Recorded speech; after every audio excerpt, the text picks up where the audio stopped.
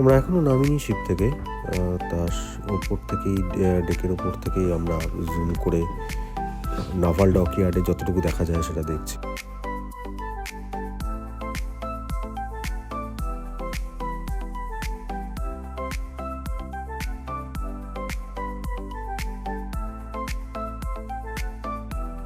আমরা জাস্ট নামলাম, শিপ থেকে ডকইয়ার্ডের দিকে যাচ্ছি। এখান থেকে ট্যাক্সি বা মিনি বাস ধরবো, তারপর যাবো হর্ষ বিচ। আমরা নেমে পড়েছি জাহাজ থেকে, এবার আমরা আস্তে আস্তে এগিয়ে যাচ্ছি নেভাল ডকইয়ার্ডে। আমরা নেমেছি, এখান থেকে আমরা হর্ষ বিচের দিকে যাব। আমার একটা স্নরকেলিং করার ইচ্ছা আছে, কিন্তু আমি তো বুক করতে পারিনি, তখন সব ফুল হয়ে গেছিলাম। দেখি এখানে যদি আলাদা করে কিছু পাওয়া যায়।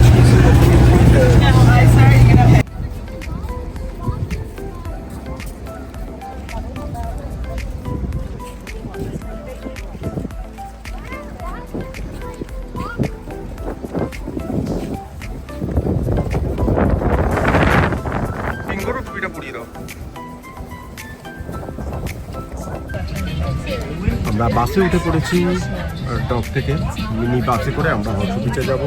পিঙ্গো আমার পাশে বসেছে, আমার পেছনে বসেছে কুকুনি।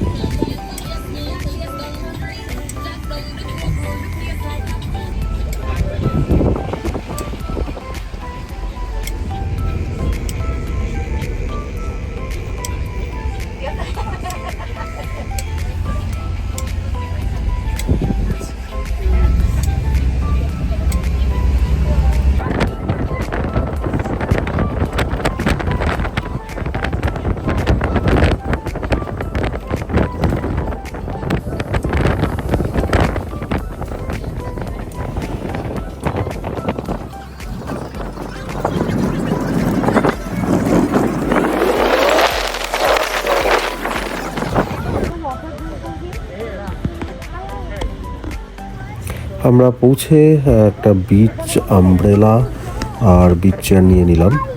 প্রচণ্ড গরম, তা বিচ আমব্রেলা বা চেয়ার ছাড়া হতো না। স্ট্রলারটা ওখানেই রেখে দিলাম, আর খাবার সঙ্গে নিয়ে এসেছি, সেসব রেখে আমরা আপাতত বিচটা এক্সপ্লোর করতে যাচ্ছি।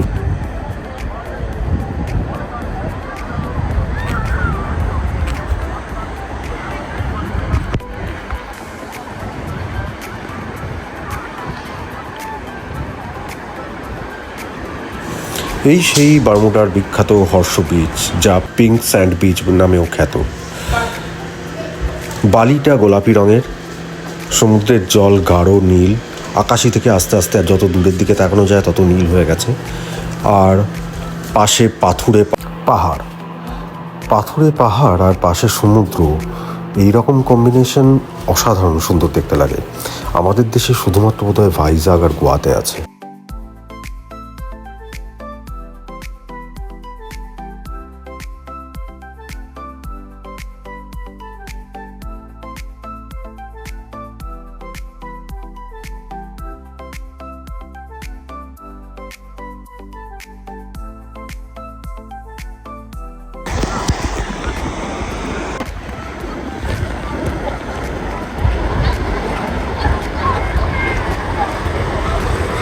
পিঙ্ক বিচ আর নীল সমুদ্র, পেছনে পাথর, এদিকেও পাথর, প্রচুর পাহাড়ি জায়গা।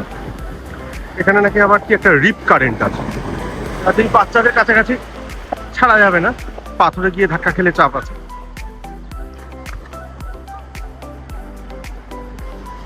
বেশি পাথরের দিকে যেও না, পাথরে ধাক্কা খেলে কিন্তু মাথা ফেটে যাবে, পাথরে ধাক্কা খেলে মাথা ফেটে যাবে।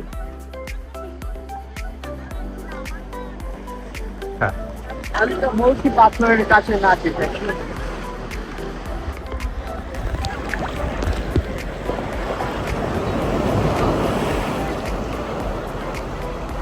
আমার হাঁটু কেটে গেছে।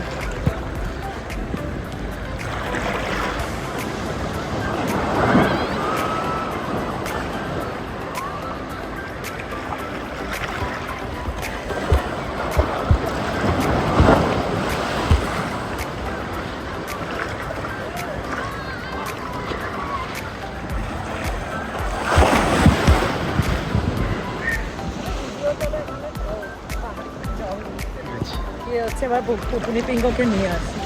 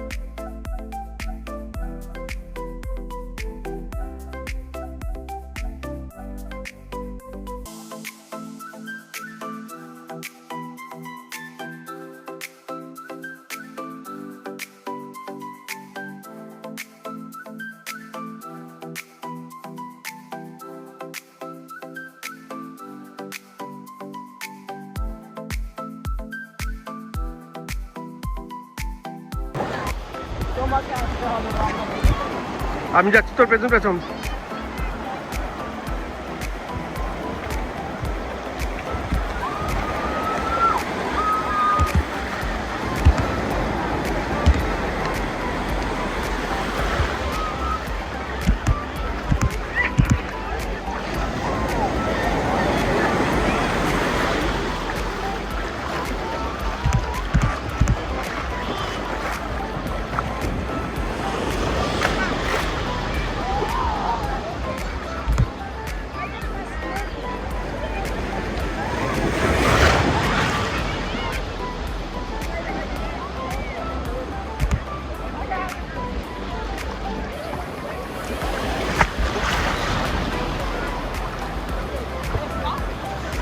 উপনি দেখে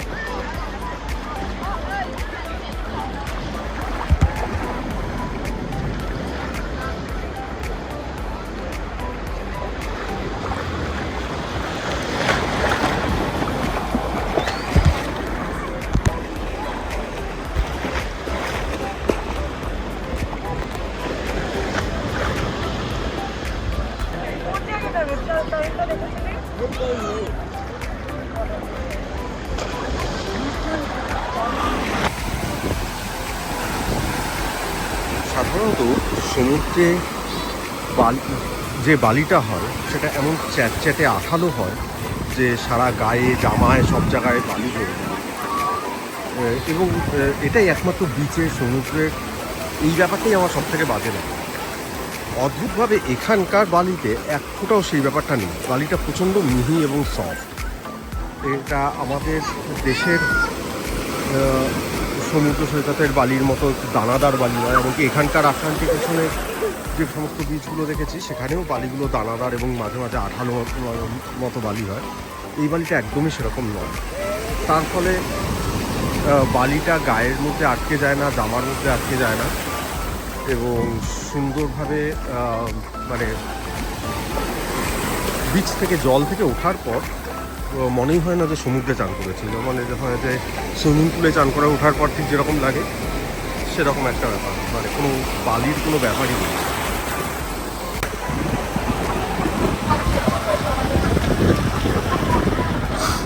খুব কাছ থেকে দেখে, যদি খুব কাছ থেকে বালিটাকে দেখা যায়, তারপরে বালিটা সাদার সাথে একটা লাল রঙের কিছু একটা মিশে আছে সেটা বোঝা যায়। লাল রঙের গুঁড়ো, এই সাদা আর লাল গুঁড়ো মিশে দূর থেকে এটাকে অনেকটা পিঙ্ক বা গোলাপি বলে দেখতে হয়। তো ন্যাচারাল সাদা বালির সাথে যে লাল রঙের গুঁড়ো মিশে থাকে, সেগুলো হচ্ছে ফোরামেনিফেরা নামক এক ধরনের এককোষী জীব, যেগুলো প্রবালের নিচে হয় এবং তারা মারা যাওয়ার সময় সেই এককোষী জীবগুলো এক ধরনের ক্যালসিয়াম কার্বোনেটেড রেড শেল ছেড়ে রেখে যায়। এই লাল গুঁড়োগুলো হচ্ছে সেই রেড শেলগুলো। আমার পিছনে এখন যে পাহাড়টা দেখা যাচ্ছে, পাহাড় না টিলা বা ঢিবি, হোয়াট এভার দ্যাট ইজ, আমরা এখন সেটাই চড়বো। ওখান থেকে উঠে সমুদ্রে একটা খুব ভালো ভিউ পাওয়া যায় বলে ধারণা। দেখা যাক সেটা কীরকম দেখতে লাগে।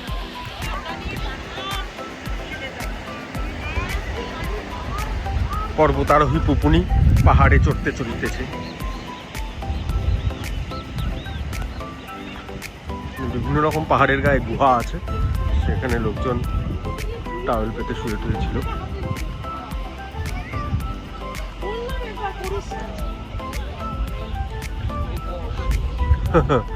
This is not the way.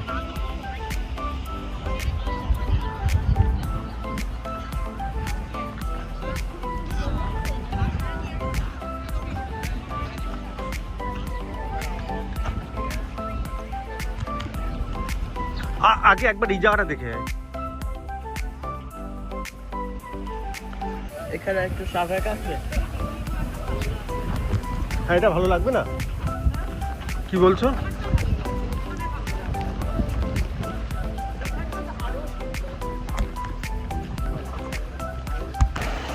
দাঁড়া, পুকুন এগিয়ে যা, কেন? ছবি তুলছি।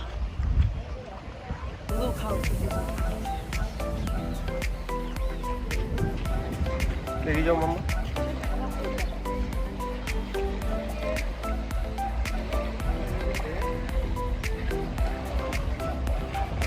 এগুলোকে কোথায় লাগুন বলে, রাইট? লাগুন হচ্ছে সমুদ্রটা পাহাড়ের পেছনে একটা ছোট্ট জায়গায় আটকে পড়ে গেলে, যেখানে খুব একটা ঢেউ হয় না, সেই জায়গাটাকে লাগুন বলে।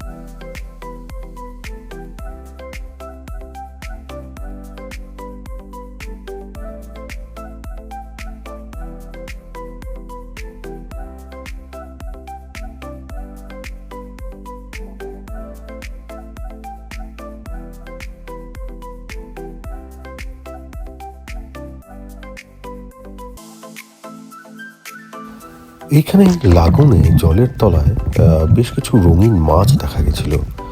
তা মোবাইলে একটা কভার পরানো ছিল ওয়াটারপ্রুফ, সেই জন্য মোবাইলটাকে জলের তলায় চুবিয়ে আমি মাছটাকে ভিডিও করার চেষ্টা করছিলাম। বড় এ বাবা, তুই এটা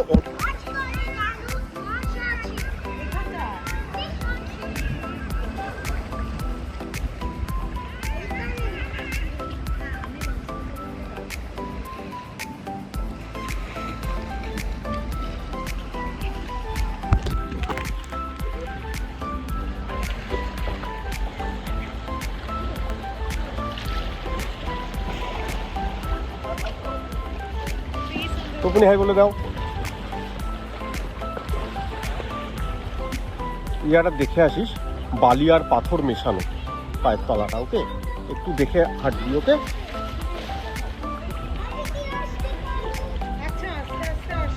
এখানে কিন্তু বালি আর পাথর মেশানো, ওকে? হ্যাঁ, পাথরও আছে।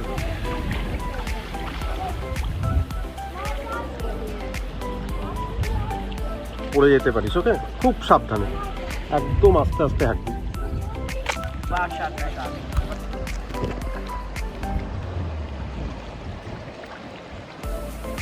এটাকে বলে লাগুন। লাগুন কাকে বলে বলতো? যখন সমুদ্রের পাশে পাহাড় থাকে আর পাহাড়ের এরকম একখানা বেরিয়ারের মধ্যে যখন সমুদ্রের জল খানিকটা আটকে যায় এবং তারপর সেখানে অতটা ঢেউ ওঠে না, সেটাকে বলে লাগুন। এরপর কিন্তু বেশ ডিপ আছে আমার মনে হচ্ছে। হ্যাঁ, বেশ ডিপ।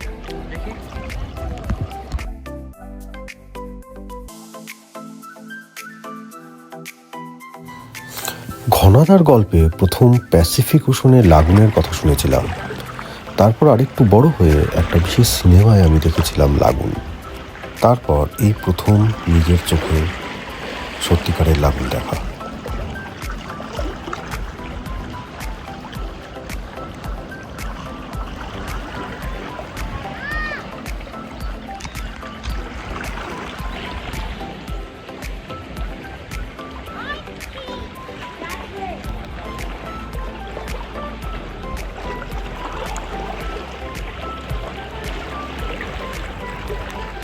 লাগুনের মধ্যে একটা পাথুরে জায়গা, তার মধ্যে আমি বসে আছি। একদম একটা জলের মধ্যে একটা পাথর, তার মধ্যে এখানে লোকজন ডাইভিং করছে। সেটা বোধহয় একটু রিস্কি হয়ে যেতে পারে, সেজন্য আমি করছি না।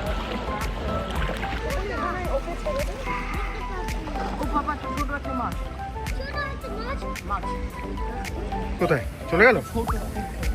ছোট না, আইনি রাখবে।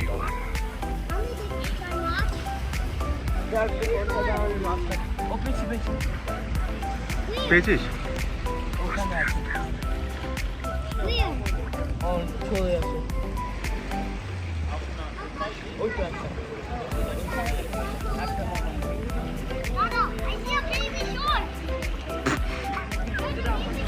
ও একটা বেবি শার্ক পেয়েছে।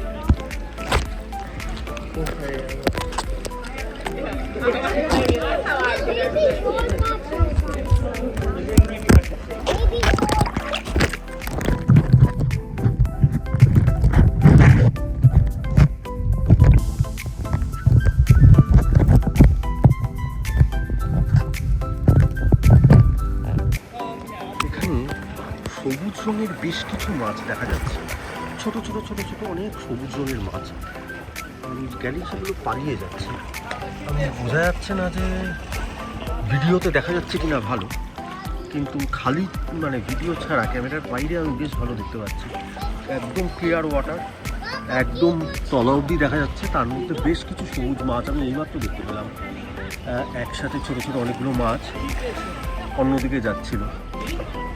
সবুজ রঙের মাছ অনেকগুলো ছিল, একটা ঝাঁক চলে গেল, কিন্তু ভিডিওতে না আসছে না। এইগুলোর জন্য তোর ওই গোপ্রোটা হলে ভালো হতো।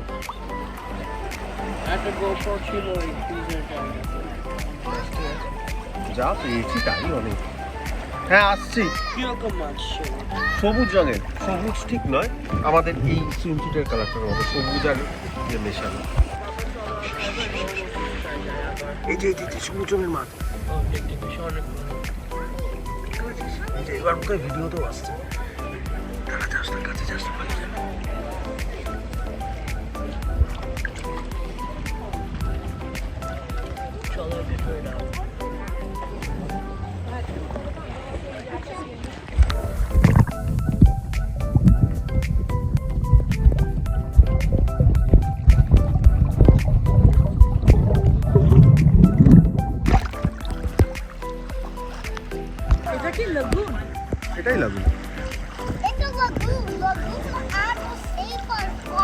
এটা একটা এরকম আইসোলেটেড দ্বীপ, তো এখানে বিভিন্ন রকমের পাখি, মাছ এই সমস্ত পাওয়া যায়। আমাদের তো টাইম হচ্ছে না বলে যেতে পারছি না। আরেকটা এরকম নিয়েছিল, তোমার ওই ঝর্ণা থেকে জল পড়ে একটা জলাশয় তৈরি হয়েছে, ওটাও একটা শোর এক্সকারশনের একটা পার্ট। টাইম নেই তো যেতে পারবো না, পয়সাও নেই। আমাদের বারমুডার যে প্রধান আকর্ষণ সেই হর্সু বিচ, পিঙ্ক স্যান্ড বিচ আমরা কভার করে ফেলেছি। এবার আমরা আস্তে আস্তে হোটেলের দিকে, মানে ক্রুজের দিকে যাব। তার আগে একবার হ্যামিল্টন শহর যাব, হ্যামিল্টন শহরটা ঘুরে তারপর আমরা ক্রুজের দিকে যাব।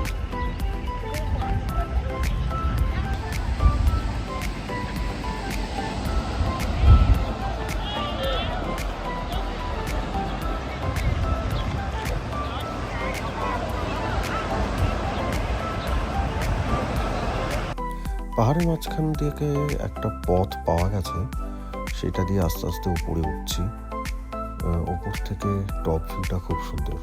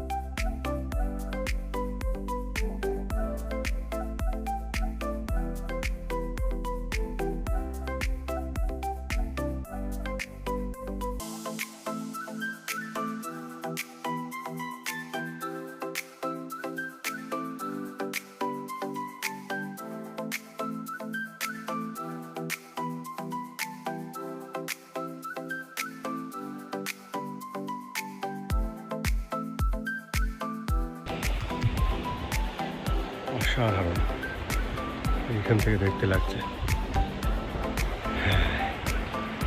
এটা আমি একা না আসলে করা যেত না, সেই জন্য কায়দা করে একা একা চলে এসেছি। আরেকটু দিকটা দিয়ে আরেকটু ওপর উঠে দেখি, তাহলে হয়তো ওদেরকে দেখা যাবে এখান থেকে।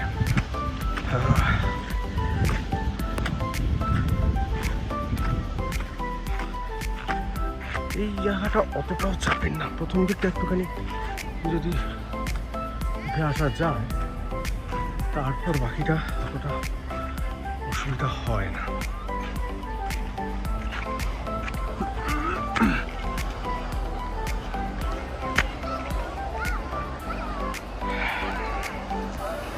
দেখা যাক পল্লশ্রীদের এখান থেকে দেখা যায় কিনা। হ্যাঁ, আমি স্পট করতে পেরেছি। হ্যাঁ হ্যাঁ, পল্লশ্রী, সিংড়ো আর পুকুনি, ওদের ডাকি।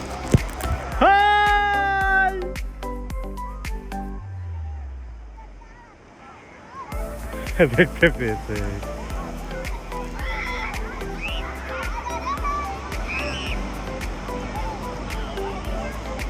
আমি হারিয়ে ফেলেছি ওদের। এই যে হাই,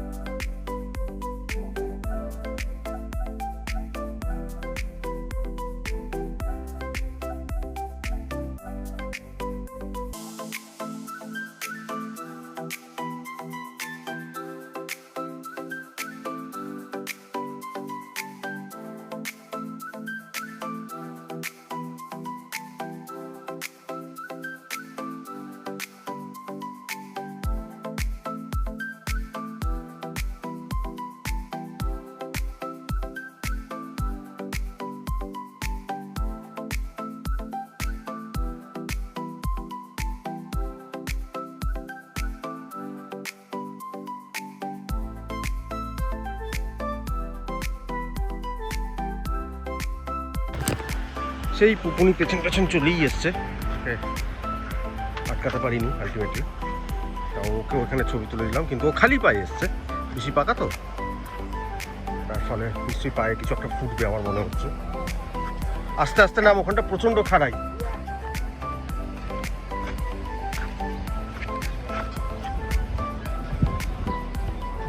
নেস পুপুনি, পুপুনি ওরকম নয়, বসে বসে নাম, একদম উঠে দাঁড়াবি না। And this is not the, এই দিক দিয়ে নামতে হতো।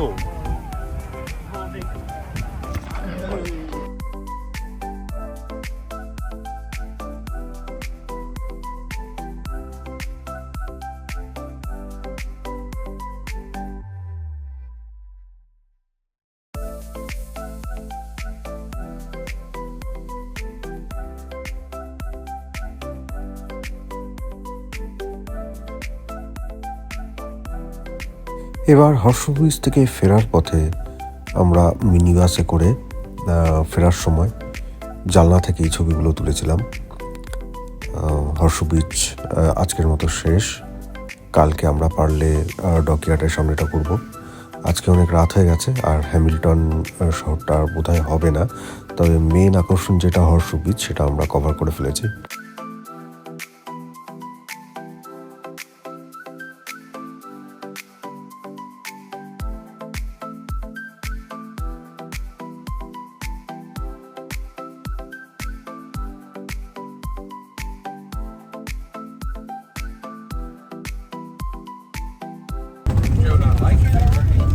এই যে বললাম না, এটা একটা সরু দিক বেরিয়েছে ডকইয়ার্ডের জায়গাটা, তার ফলে কি হচ্ছে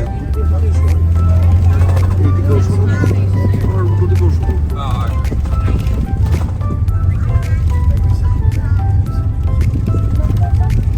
ম্যাপটায় ডকইয়ার্ডটা দেখলেই বুঝতে পারবে। আমার তো ডকুমেন্ট নেই এখনো। ডকইয়ার্ডে ঢুকছি।